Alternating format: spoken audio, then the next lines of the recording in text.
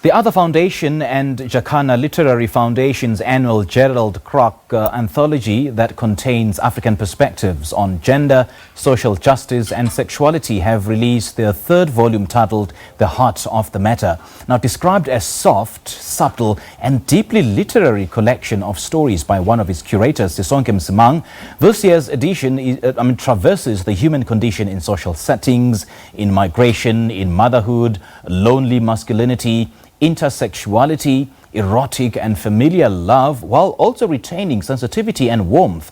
Via Skype, we have Megan Ross and Gerald Thompson right here in studio. Both are just two of the many contributors of this book, and they join us now to tell us about their pieces. A very good morning to Megan and Gerald. Thank you so much for joining us. Welcome.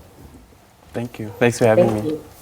I'm going to start with you, Jarred. Before we get into the story, give us a bit of background into what this is all about. Understand that pride and prejudice is the first in the series. Yeah, so basically the series collects writing, even visual art from writers from all over Africa, feminist and queer writers, and collects the best writing in that topic. And yeah, it's basically about documenting the lives of these artists, writing to the queer experience in Africa. Yeah. And take us through the process of how your pieces became a part of this series. Well, as a writer, I wrote about my own queer experience as a man in masculinity. I wrote about those kind of themes, and then I saw the call for the anthology. So then I submitted, and then I got a call that it was shortlisted. So that's how I got involved in the project. Right. Yeah. Megan, let me bring you into this conversation. How did you get part of this series? How did your stories or your pieces become part of this series? I actually originally wrote the essay for Catapult magazine. Prior to that, it had actually been published as well. And I was convinced by a friend to enter into the prize. And I was quite surprised because I didn't think it was really something that would fit, because I'd read the collection prior to that. And I've always been a fan of the organization. And they selected the piece, and the piece is an essay on motherhood, and addressing, it's sort of more a dissenting understanding of my own experience of postpartum depression and motherhood.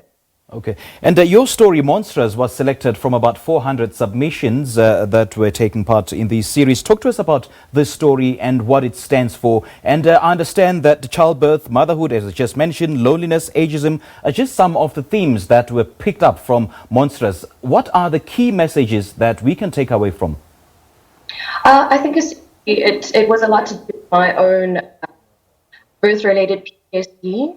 And my deep loneliness in feeling not necessarily in love with my initial experience of motherhood. And I think there's so much pressure, and there's, we lie to mothers so much about what we're going to expect and what we're going to experience. And if your experience of birth and if your experience of breastfeeding and of how you bond with your baby differ at all, it's very difficult to find resources to deal with that without that being pathologized.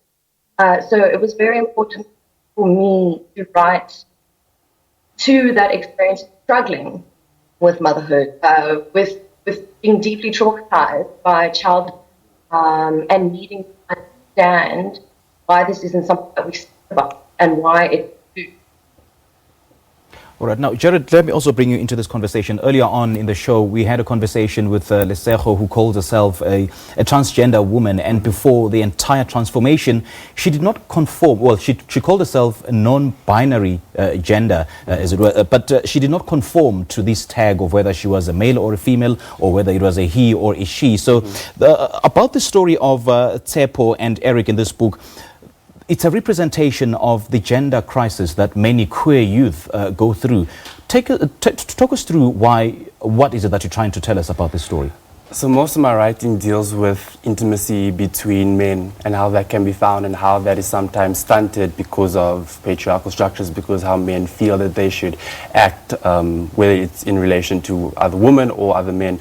And when I wrote the story about Eric Etsepo, I wanted to explore that in-between space between men who are attracted to other men but who don't identify as gay, because there are that group.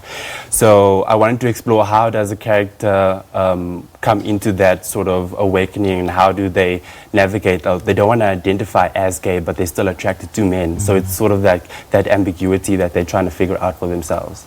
And your thoughts on how queer narratives are told and perhaps represented through literature?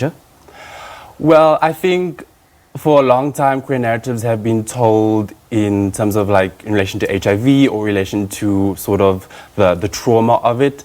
And I think especially now with the anthology, it's moving towards still documenting how we experience trauma and how we survive in society, but also the tiny joys and the tiny triumphs that we find, and the ways that we can still manage to connect in the intimate spaces on the margins of society.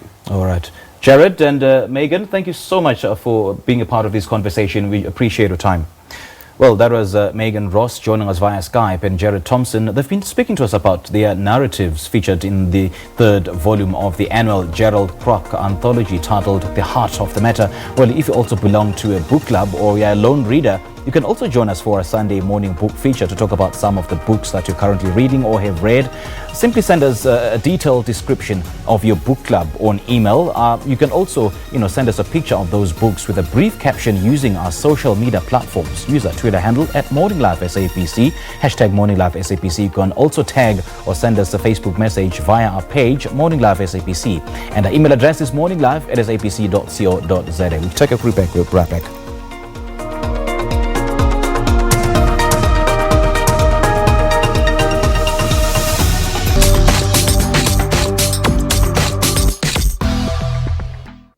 It's truck month at Ford, and we've gone tough on prices on the new Ford Ranger. Get a single or super cab workhorse, a double cab, or the ultimate